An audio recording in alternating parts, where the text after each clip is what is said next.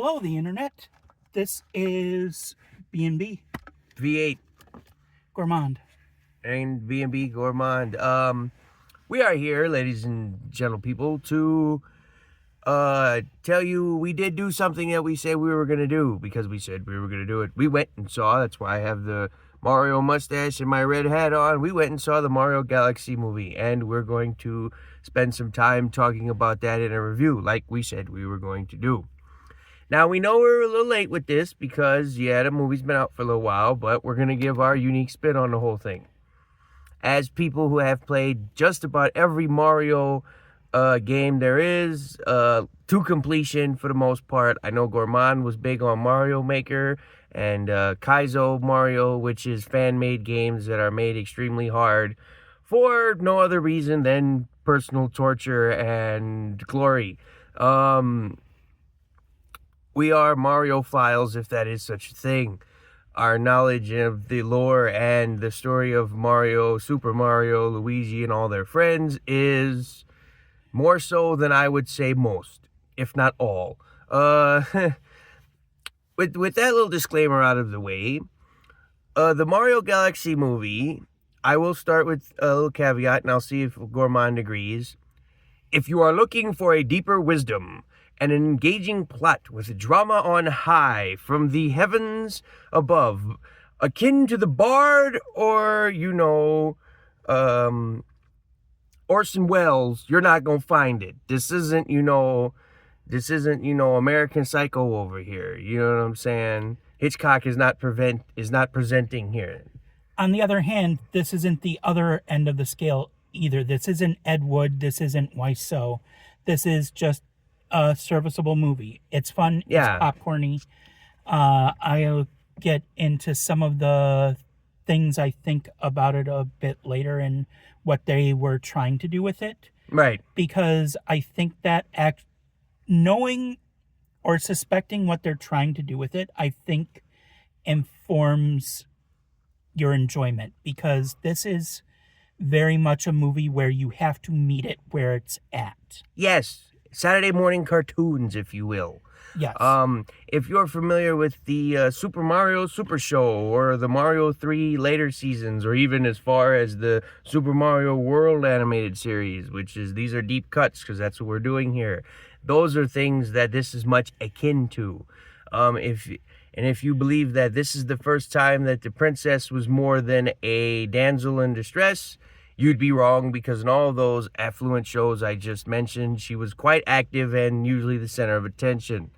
One small note, I didn't like the fact, because we're just gonna name things we didn't like, and then I'll make a delineation on spoilers, and we'll get into details. But one thing I didn't that unnerved my OCD, should I say, off the bat, is that there was no mention of Peach being Princess Toadstool at all.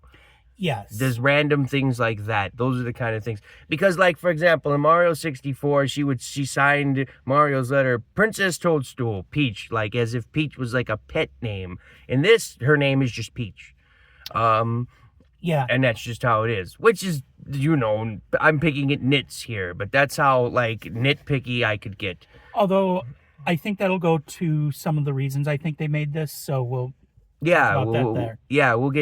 get to that when we get to that. My biggest complaint is probably that it's too short. They needed maybe 30 more minutes to pad out the scenes. Yeah, it's about 90 minutes. They packed a lot into 90 minutes. Again, this is for children. If you are seeking a deeper wisdom, look elsewhere. There was character development between the first and second movies. Bowser's a big example of that. Jack Black does a phenomenal job, as always, as Bowser. There was an original song by him. He didn't get to sing it. It was cut. But it was effectively like the Ballad of Mario or something. Yoshi's in this movie. I mean, if it's in a trailer, it's not a spoiler, in my opinion. Yoshi's in this movie, played by Donald Glover. You couldn't tell it was Donald Glover. It could have been anybody, to be kind of frank. I couldn't make a distinction between whether it was him or not. I mean, he did a phenomenal job. Yoshi was awesome. One of the best parts in the movie, was when they did their best SpongeBob Lost episode trope, and they just did some awesome walk cycles as to explain why Yoshi, like whatever happened to Yoshi, right? Like the Mario brothers ask Yoshi, "How did you end up in a warp pipe?" And then Yoshi like goes through it in like a dream sequence, and then after such they're like, "And we'll never know." Yeah, that was an actual laugh out loud moment for me. Oh yeah, no, I loved the walk cycle as it was. There was so many references. Blink and you miss it. Like Mac Yep. and Doc Lewis running, through Brooklyn as Yoshi's crossing the street. Yoshi stealing a sandwich from Spike. If you didn't notice Spike, Yep. Donkey Kong in Brooklyn. I mean, Yep. On the girders. yeah, and they were like, and in the background they played "Hypnotized" by Biggie Smalls, which was the what was that? The instrumental of that was a Chef's Kiss. I heard the song that was supposed to be played, with the on the soundtrack. I'm like, no, they did the right thing by licensing the Biggie Smalls instrumental. Like it gave Yoshi so much cool factor as Yoshi's like walking through. Yoshi gets like a hat and like sunglasses. Yep. I love that where you're watching Yoshi and he's getting progressively more just all of the little travel New York tourist Yeah, things. all the touristy New York vibes.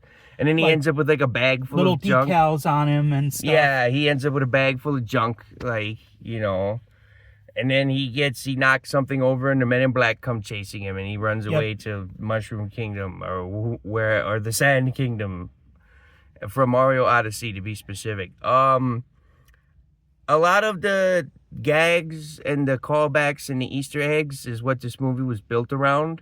Yeah. The noises they did, like when Yoshi's egg hatched, they did the classic video Yes, they game, did. the broop, broop, broop, like like all that sort of thing.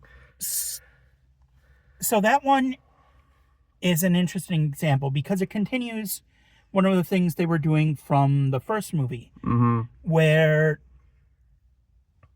for the most part, most of the sound is more realistic, but whenever it's a fantasy element, something that wouldn't exist in Mario and Luigi's world on Earth, Brooklyn. They use the video game sound effect. Oh, 100%. So, like, powering up from a mushroom or a fire flower has the sound effect. Oh, yeah, no, the broop, broop, broop, as I do it again. But, yeah, no, that's, that was awesome. Yeah, 100%. If you are looking for some semblance of a plot, I mean, it had as much plot as a Saturday morning cartoon. I mean, the bad guys had pretty, shallow motivations. Bowser Jr.'s motivation was his dad told him about the dream to have Bowser World and make a giant cannon and do all these things, right? Yeah, it's a 5-episode arc of a 15-minute Saturday morning cartoon. 100%. Like, that's exactly what it is. And that was our expectation going in. Yeah. It was going to be cartoony. It's an Illumination film. It's, they're going to there was even characters that looked, little robots that looked kind of like minions. I mean, it was very, they even advertised in the trailers section a new Minions movie, which I have zero, desire to see. I find the new Minions movie trailer interesting because it's Minions and Universal Monsters. Yeah, no, Universal's using its monster thing for something. I mean, might as well. It does help them retain the property. I know don't you have to do something with like a property after so long? Otherwise it goes like to the wayside or something. It depends on how many owners of the property there are. I'm assuming the Universal Monsters, that's it. It's just them. Yeah. So, but yeah, to further go along with the experience, all your favorite Mario guys were here from the first movie, sans Donkey Kong. This is going to be the spoiler section. Now we're going to get into a little bit of details. I already kind of broke that, but we're getting into details here. So, it appears they're doing a one guest character per film kind of thing.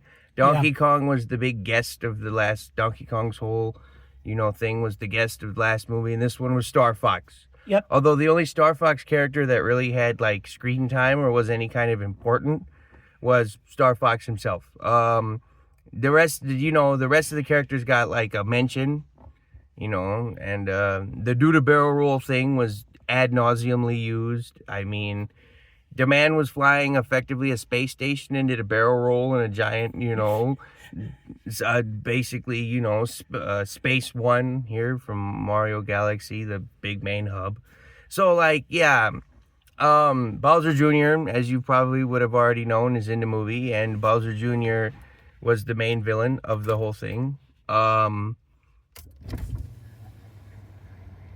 That noise you hear is the windows being put down. It is rather the sun's beating down on us in somewhere in southeastern Wisconsin this day. Yeah, so I mean, Bowser Jr., like I said, the motivation for Bowser Jr. was when he was a baby, Bowser would tell him about the dream with an actual puppet show, at night. Because Bowser was a good dad, come to find out. Like, he was a caring father, and he, would, give his son attention when he could. And he told him about the dream, and then, after Bowser goes missing, he goes about creating said dream. Yep. So they capture Rosalina to power the death weapon of choice, which is a giant laser beam from Hades, and that's how that went. So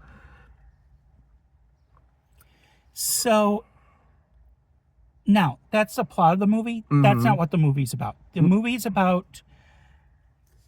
So, I think... So, the movie is about family. That's the meta plot. Is family. Yes, family. Everybody in that movie has some motivation either related to family or home. Right. So Fox is trying to get home. Rosalina and Peach are trying to find each other. Mario and Luigi are doing their kind of interbrotherly relationship gets developed a little more. Right. Bowser and his son. Rosalina and the Lumas even have a family dynamic. Thing. Yeah. Does Mario have feelings for Peach? Like, they just flat out ask the question. Yep. And we kind of find out about that. It works itself out. All the actors were fine in this, but yeah, no, like the big like, and the lesson you must learn, the moral of the story is family is no one's gonna care about you more than your own family. You know what I mean? Yeah. I think Bowser Jr. flat out tells Bowser, he's like, your family is the one who cares about you the most. Everyone else is whatever, right? Which isn't necessarily true, because your family is what you make it, but that's like a philosophical thing. Yeah, although there is a little bit of that too in the relationship between Mario and Bowser. Right. Because, like, so then Bowser has the conflict of, like, well, I don't necessarily want to kill Mario and those guys because I've become attached to them. So Bowser is conflicted in that way as well. Where it's like, ooh, do I let my son use his giant death spaceship, the Doom ship from Hades, to, like... Even there was a Doom ship reference. I mean, they talk about, Super Mario Super Show out here. The Super Mario 3, which I believe was, like, one of the second TV show that they did. Yep. Was, always had the Doom ship, right? And the music for the Doom ship. And they had that because Bowser Jr. had a Doom ship. There was a lot of cameos that you blink and you'd miss it. Like I said, one of my personal favorites was Mr. Game & Watch, because I'm a big Smash Brothers fan, and I also like I just Game & Watch stuff in general. And Game & Watch hit Bowser with a hammer, and Bowser exploded, so I was happy about that. But it's a Cardinal release, member berries, Cardinal release, that sort of thing. Those are the things you watch this movie for, Because as much as you saw the trailers, nobody knew Mr. Game & Watch was going to make a cameo appearance and hit somebody over the head. Like, that's what you're looking for in this sort of thing. Yeah. As for the goals for the movie and kind of this franchise in a whole, one, it's Nintendo advertising and testing the waters, right? Yeah. They're looking at the numbers on this and they're trying to see if people want another Star Fox game. Right. Which they do. Yeah. People, but I think what everyone wants when it comes to Star Fox game is like an arcade experience akin to like Star Fox 64. I think they want something along the lines of that as opposed to what we got on like say the GameCube. See how deep into the weeds I can go with this. Like Yeah. I can go quite deep. So like I don't think they want an adventure Metroidvania Star Fox game. I think they want Star Fox 64 arcade secrets adventure, blast, shoot 'em up type of thing. I think that's what people want from that. Do a barrel roll. Like, that's all people seem to remember from Star Fox anyways. Yeah. And I think there's been a bit of a revival in some of these dexterity challenging games. And so it's probably time for a modern take on Star Fox. Yeah, no, things like that. They want to see how popular each of these characters are. They want to tell a little bit of a story. So that's kind of number one. They're doing some advertising and testing some waters. Right. Number two is they're tying together Mario lore. Yes. So, for those unaware, back when Mario was just on the NES and a little bit on the SNES, Right. Mario lore existed in comics and anime and little TV shows. Yeah, and manga books. Yeah. And they all had these interesting characterizations, some of which get side referenced in some games. The Paper Mario series did a ton for it. It did. Yeah, Super Mario RPG, which eventually became the Paper Mario franchise. And a lot of both Odyssey and Wonder really kind of pushed it a little dove further into the lore a little bit. Yeah. And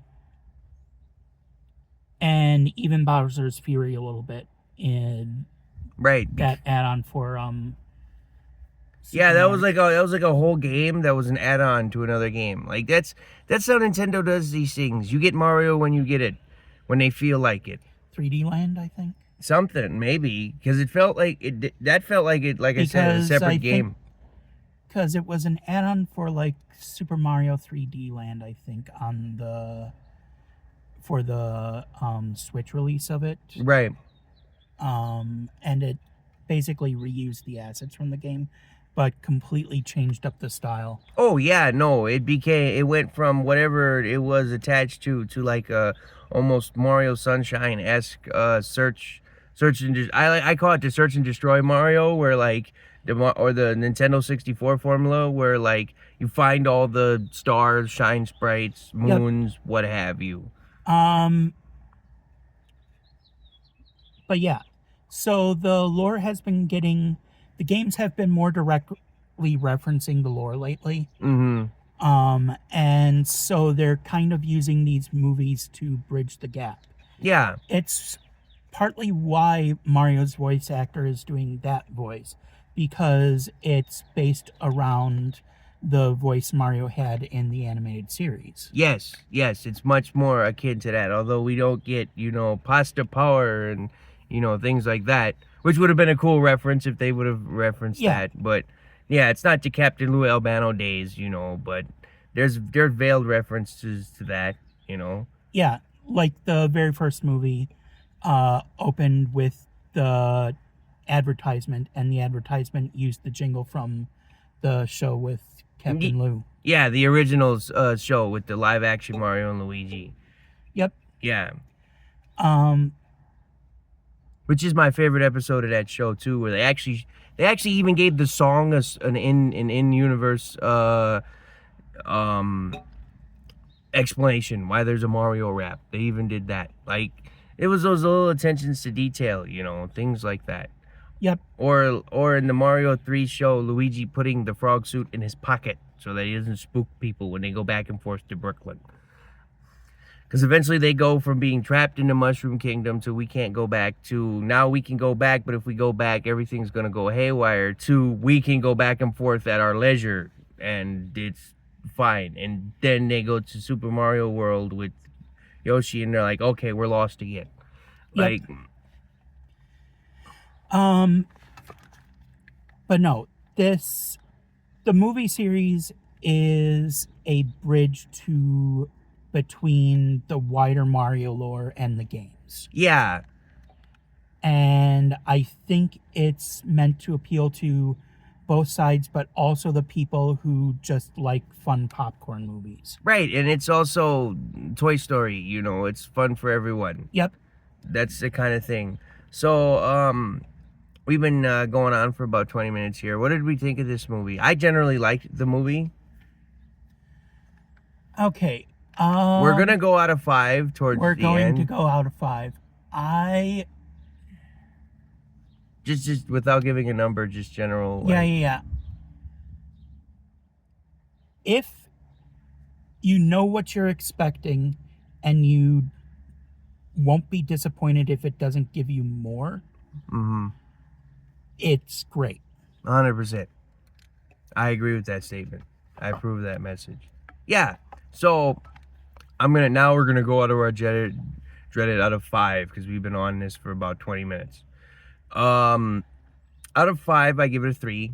It's above average. It doesn't it's not Pinocchio out here. It's not gonna make me cry and change my life, but it's pretty good. Like I said, all of this is tempered by your expectations. Those who for the last time, and I'll reiterate this one last time, if you're searching for a deeper wisdom, look elsewhere. If you're looking to have fun and enjoy yourself and relax and shut your brain off, this is one of those movies. Yeah. I think I'm going to go 3 as well because it's not super rewatchable. It's a put it on in the background type of movie. Yep. It's not, the Doctor Strange and the Multiverse of Madness out here, but it's also not The Room either, so. Yeah. The first movie actually isn't as good for putting on in the background. This is an amazing. You put it on in the background. You do your choice. You do your taxes. You write your D&D module. Whatever. Right. D&D module, right? So yeah. No, I like D&D as well, but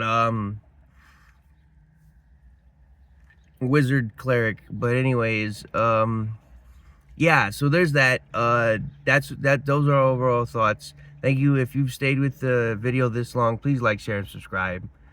Big help. We're slowly trying to grow this channel, with news, reviews, and other things. We're working our way up to having more regular content. 100%. And I'm not necessarily abreast of doing this stuff alone. We both something else we do have to advertise. Both of us have what is that? Not Instagram. What is it? TikTok, yes. Both of us are on TikTok. Gourmand is on TikTok. What's your TikTok, Gourmand? So it's named after a magic card. So there's a magic card, Azusa Lost But Seeking. And I just used the last 2 words of that phrase. Okay. So what do they type in to find it?